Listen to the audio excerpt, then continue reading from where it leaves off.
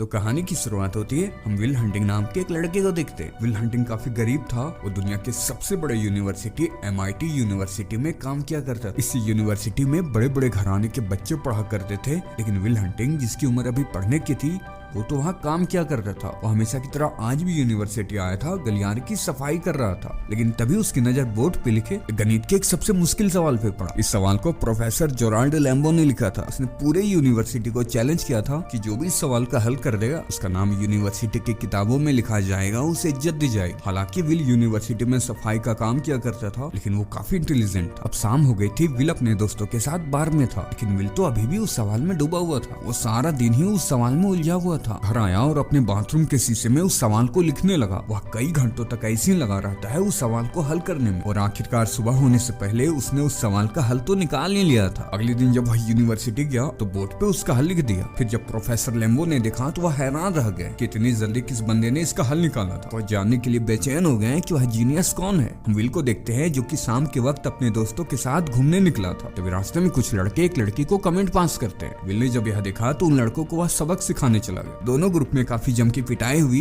Will ने तो उन लड़कों को खूब मारा था, लेकिन तभी यहाँ पे पुलिस आ गई और विल को अरेस्ट कर लिया। अगली सुबह जब प्रोफेसर लैम्बो लेक्चर देने आए तो सारे स्टूडेंट्स की नजर उन्हीं पे ही थी। सभी जानना चाह रहे थे कि वह जीनियस कौन है जिसने हल निकाला था, लेकिन क्लास में कोई भी इसका जवाब नहीं देता है। सामने कोई आता ही नहीं है, क्योंकि असल में उसका हल तो विल ने निकाला था। जो कि कल ही अरेस्ट हुआ था, वह पुलिस स्टेशन में था। प्रोफेसर निराश हुए। उन्होंने कहा कि अब मैं तुम्हें इससे भी ज्यादा मुश्किल सवाल देने वाला हूँ। उन्होंने बताया कि यही वो मेन प्रॉब्लम है। इस कठिन सवाल पे वो और उसके साथी पिछले 2 साल से काम कर रहे हैं। अब वो वही सवाल उस बोर्ड पे लिख देते हैं। विल हंटिंग को देखते हैं जिसे छोड़ दिया गया था। वह जेल से बाहर था, इसलिए वो अगले ही दिन काम पे यूनिवर्सिटी गया। विल जब फिर सफाई कर रहा था तभी उसे बोर्ड पर फिर से एक सवाल दिखा। बिना देरी किए उस सवाल का हल लिखने लगा, लेकिन इससे पहले कि वह कंप्लीट करता वहाँ तो प्रोफेसर लैम्बो आ गए थे। प्रोफेसर लैम्बो उसे लिखता हुआ देख लेते हैं, उससे जाके पूछते हैं, और विल डर गया था। वह उनसे माफी मांग के चला जाता है। प्रोफेसर को डाउट हुआ कि यह कोई शरारती बच्चा जो कि बोर्ड पे ऐसे सवाल को छेड़ रहा था, पर प्रोफेसर लैम्बो को कहाँ पता था कि असल जीनियस तो विल ही था। विल का पीछा करने लगे, लेकिन विल चकमा देख के वहाँ से भाग गया। प्रोफेसर लैम्बो जब वापस से बोर्ड के पास आए तो उन्होंने देखा कि बोर्ड पे सवाल का सही जवाब लिखा हुआ था। यह देख के तो वह दंग ही रह गए थे। शाम हुई। हम विल को देखते हैं जो कि अपने दोस्तों के साथ बाहर जा रहा था। उसने अपने दोस्तों को बताया कि उसकी नौकरी चली गई है। उसके दोस्तों के पूछने पे उसने कहा मैनेजमेंट ने कुछ चेंजेस किए हैं, इसलिए मुझे निकाल दिया गया। अगले दिन हम प्रोफेसर लैम्बो को देखते हैं जो कि विल की हर जगह तलाश कर रहे थे। वह किसी भी हाल में विल को ढूंढना चाह रहे थे। वह सफाई कर्मचारियों के दफ्तर गए, पर वहाँ भी विल उन्हें नहीं मिला।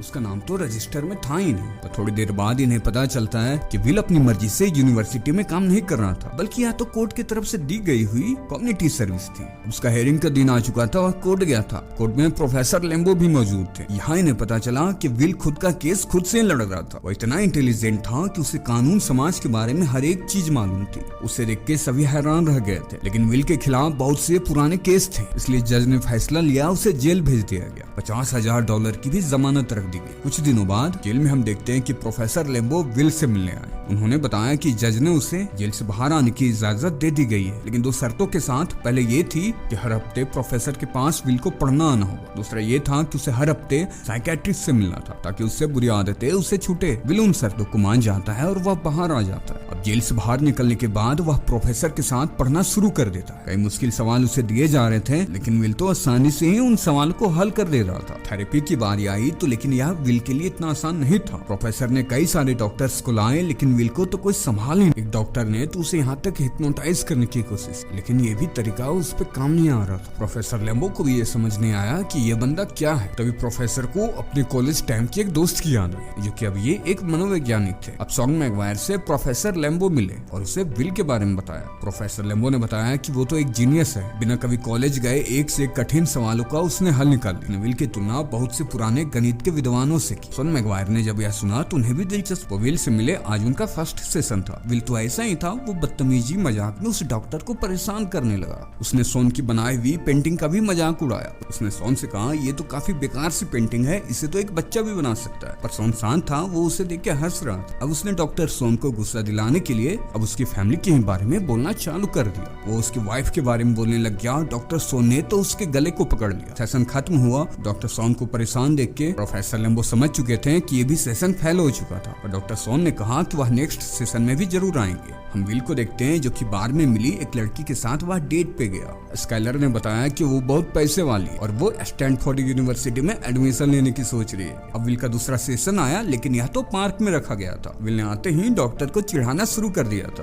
पर डॉक्टर ने उस चीज को इग्नोर करते हुए उससे कहा, हालांकि तुम एक इंटेलिजेंट जीनियस बंदे हो, लेकिन कई चीजों में तुम मात खाते। हालांकि वह काफी तेज दिमाग का है, लेकिन असल जिंदगी में तो वह कुछ भी नहीं जानता। अब डॉक्टर ने तो विल को सुनाना चालू किया, कहा कि वह दुनिया के हर एक आर्टिस्ट के बारे में किताबों में से तो जान सकता है, वो युद्ध पे लिखी किताबों को भी जान सकता है, लेकिन असल जिंदगी में उसने कभी युद्ध का मैदान तो देखा ही नहीं। आखिर में डॉक्टर ने कहा कि अगर वह अपनी दिल की बात बताएगा नहीं, कि किसी को कैसे पता चलेगा कि एक अनाथ की जिंदगी कैसे होती है। ये सब चीजें किताबें नहीं सिखा सकती, असली सबक तो जिंदगी खुद ही सिखा। विल ने गौर किया, वो तो चुपचाप था। अगले सेशन की बारी आई, विल चुप था, वो डॉक्टर सोन की बातें सुन रहा था, लेकिन असल में तो वह डॉक्टर को परख रहा था, और ये चीज डॉक्टर सोन को तो पहले से ही पता था। दोनों एक दूसरे को समझ चुके थे, इसलिए विल अब खुल के डॉक्टर को अपनी बातें बता रहा। विल को पता चला कि डॉक्टर सोन की वाइफ की मौत कैंसर से। विल ने अपनी डेट के बारे में सोन को बताया कि उसे एक लड़की पसंद है, वो उससे ही शादी करना चाहता है। और यहाँ विल ये भी कहता है वो नहीं चाहता है कि उसकी जो परफेक्ट इमेज है उसके सामने खराब हो। पर सोन ने कहा कि मुझे पता है कि तुम अपनी ही बनाई हुई परफेक्ट इमेज से डर रहे हो। सोन ने कहा कि मैं अपनी वाइफ की छोटी सी छोटी चीजों को भी मिस करता हूँ, और प्यार वही होता है जो कमियां होने के बावजूद भी उसे अपनाए।